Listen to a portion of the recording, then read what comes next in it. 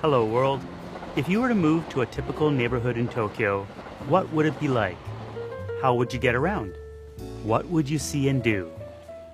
Today I'll take you around Shinkoiwa Station, which I recently found out is the busiest train station in Katsushika Ward with 154,000 daily passengers. To talk about neighborhoods, I feel like I have to first explain about Tokyo's wards. Katsushika is one of Tokyo's 23 wards, and each ward has its own mayor. It's these 23 special wards that many often think of as Tokyo City, although there really is no such thing. There is, however, Tokyo Metropolis, which has a governor, and is made up of the 23 special wards, plus 26 cities, 5 towns, and 8 villages. There are 13 million people living in Tokyo Metropolis, and it has many different geographies. So while I am trying to show you a typical neighborhood, it's obviously not going to be exactly like other neighborhoods, which is why I find it fun to explore different parts of Tokyo and Japan. And for clarity going forward, when I say Tokyo in this video, I'm talking about the 23 special wards. So today, I'll be showing you the area around Shinkoiwa Station. The majority of what you'll see can be found in other similar sized stations around Tokyo.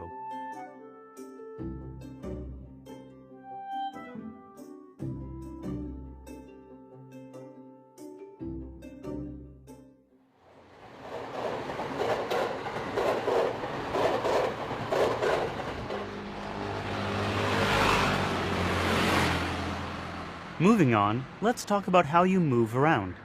I think it's safe to say that Japan, and even more so Tokyo, is centered around train stations. Every time I go to meet someone, or go somewhere, directions always start from the train station. When you go to rent or buy a home, they always list the walking time to the closest train station. While I'm fairly sure the majority of people get to the train station by foot, there are those that get there by car, get there by bus, or get there by bike. Bikes are in fact so popular that the bigger stations have dedicated bike parkades. When going up levels, there's a handy bike escalator you can use. This one's quite affordable. The cost is only 100 yen for the day. For people who commute daily, they can buy monthly passes, which will get them better spots. But equally as important, avoid the few seconds it takes to pay the attendant. For those arriving by vehicle, there's usually a bus stop or bus loop, plus a taxi stand. For the bigger stations, there could be multiple sides, so if you're meeting someone at a station, you might need to specify which exit you're at. For simple above-ground stations, it may be as easy as north or south. But for more complex underground stations, you may have so many choices that they start numbering and lettering them. Something that surprised me when I first moved to Tokyo is that workplaces pay commuting expenses. It's expected that an employee will commute by public transportation.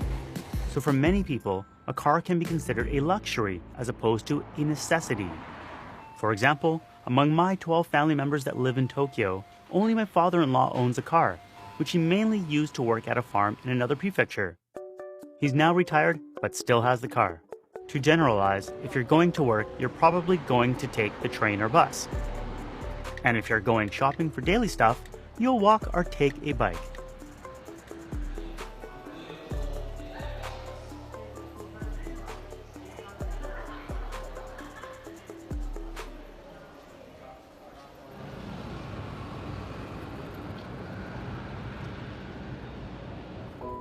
So train stations are often the hubs of Tokyo neighborhoods. It's also where you'll find the largest buildings and biggest shops. You can find basically anything you want here. Hungry? You have places to eat at, like restaurants, cafes, and izakayas, which are kind of like Japan's version of a pub. I especially enjoy establishments that only make one thing, like ramen or soba. Need something quickly? You'll find many convenience stores. They in fact serve a lot of functions, from paying your bills, to picking up your deliveries, to buying lunch on the go. A lot of people make YouTube videos about the food, but I'll have to do a video one day that shows the depth of everything that can be accomplished at a Japanese convenience store. Feeling bored? There are many indoor entertainment facilities, like karaoke or karaoke boxes, and pachinko parlors, or places that are healthier, like fitness centers. Any of your daily necessities can be found near stations, like grocery stores for food and drugstores for cleaning supplies, toiletries, and over-the-counter drugs. You'll need to go to a pharmacy for your prescriptions. Something that I enjoy about Japan are the specialty stores you can find that are usually owner-operated, like this place that only sells tofu, this one that only sells rice, or this one that only sells tea. These can often be found in Shotengai, which can be literally translated as shopping street. Shotengai are groups of independent shops that have banded together to make a small shopping district. Shinkoiwa actually has several Shotengai.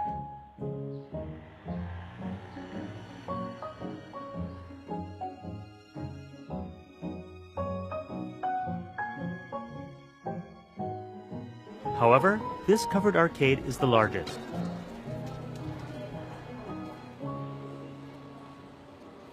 I'd talk more about Shotengai, but that'll require another video. Bigger stations will have koban, which are small local police stations, or if we're translating directly, police boxes. They'll usually have some bikes, as in bicycles, parked outside. When my wife and I found a wallet on the street, this is where we went to return it. I can go on and on listing all the services you can access, but in a general sense, around the station, you can find everything you need for daily life. This is why you pretty much don't need to own a car if you're living in a typical Tokyo neighborhood. You can access everything by foot or bike. The latest stats reveal that there's less than half a car per household in Tokyo metropolis. But what about those big items, or when you have lots of items? Delivery service is excellent, sometimes even same day, and mostly free. You wouldn't need to rent a van or truck to pick up a bed, dispose of an old desk, or grab that new TV. These can all be picked up and delivered.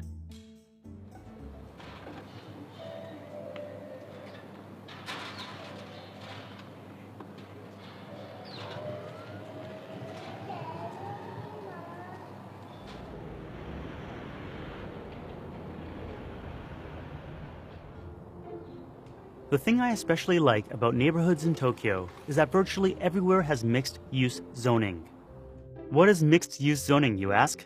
Or not? Mixed-use zoning means that the land can be used for a variety of purposes, from residential to commercial, to civic to industrial. This is why in the same neighborhood, you can find a daycare right next to a shrine, which is right next to a house, which has a beauty shop on the bottom, which is next to a small warehouse, which is next to a park. You'll find all the services and facilities you need scattered throughout the neighborhood, from doctors, dentists, and hospitals, to community centers, senior care homes, and schools. Even waste-to-energy plants or pumping stations can be found within the neighborhood, complete with the parks that surround it. But zoning is another topic that I can and will make an entire video on. What's important to know is that when it comes to Tokyo, the lowest level of zoning you'll commonly find still allows for mixed use, multi-story apartment buildings, and for people to legally run small businesses out of their homes, whether it be a little shop selling goods or a little workshop making them. The crucial reason I think it's important to know about zoning is that without these laws, Tokyo, and indeed the whole of Japan, wouldn't be able to have such walkable and bikeable neighborhoods that don't require owning a car to live.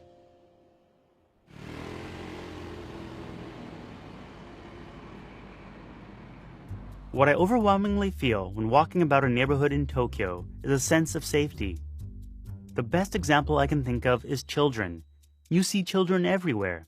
From the age of 6, when children enter elementary school, they learn how to walk home from school by themselves. You'll also see them running or riding around the neighborhood, meeting up with friends, like how I remember growing up in the 80s in Canada, or what my daughter and I see when watching Stranger Things.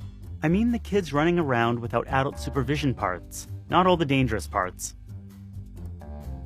Why haven't the kids been locked up for their own safety? Why do I keep on asking questions that would require a dedicated video to properly answer them? I'll just name a few aspects that relate to the design of neighborhoods. Most streets are small and have a speed limit of 30 kilometers or 19 miles per hour. That's kind of slow. Slow enough that kids can feel free to run around in the middle of the streets and do as they please.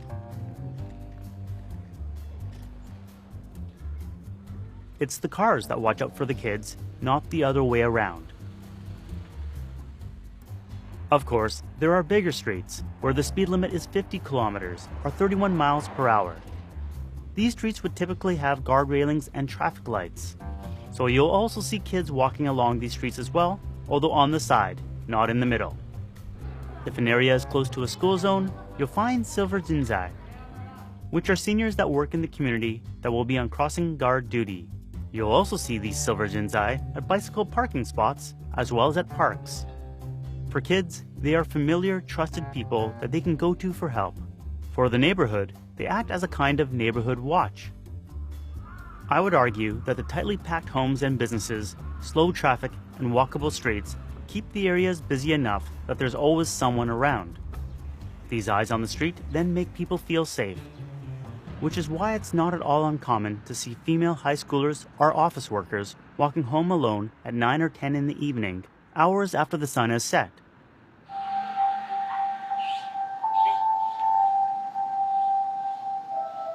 Speaking of sunset, when it arrives, there's a special jingle that plays, which reminds kids they should be on their way home.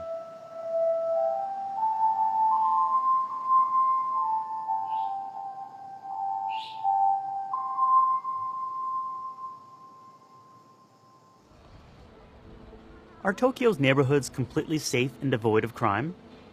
No. For example, a shockingly high number of Japanese females I talked to have experienced groping while riding on the trains. On the other hand, in terms of petty theft and threat of assault, I feel confident that the rates are lower than in Canadian cities.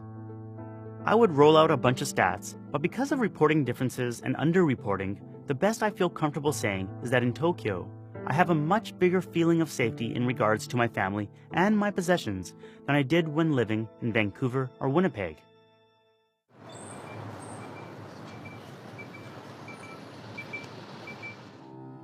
Is it not hectic living in a typical Tokyo neighborhood? I think what a lot of people don't realize is that Tokyo is more a collection of neighborhoods than it is a megacity. You probably wouldn't know it from looking across it from one of its many towers though. And even in the busiest of neighborhoods, there's usually some calmer spots, which you can find at parks, at shrines, at temples, and among many of the riverbanks.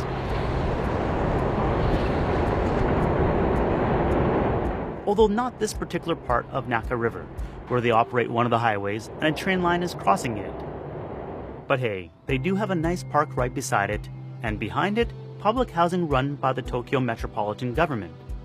And behind that, it's a 5-minute walk to the train station. However, I agree that this area is a bit hectic, which is why within a 10-minute walk from the station, you can find a river park like this. Completely different atmosphere. In my Tokyo by Bike video, I highlighted many of the spots around Tokyo where you can find such greenways. Oh, and if you're looking for an indoor place to unwind, you can try going to the local bathhouse, the Sento. These local institutions are disappearing at an increasing rate. Even though you must be annoyed with me saying this, I filmed a day in the life of owning a Sento with Sakai-san, so look out for that video. There are so many aspects of Japanese life that I'll be digging deeper into, so if you want to make sure you'll see them, please subscribe to see those videos when they come out. So yes, even in busy Tokyo, you can get some relative peace. You're not going to find yourself completely alone in the wilderness, but maybe in certain areas, with the masses of people, you may feel that way.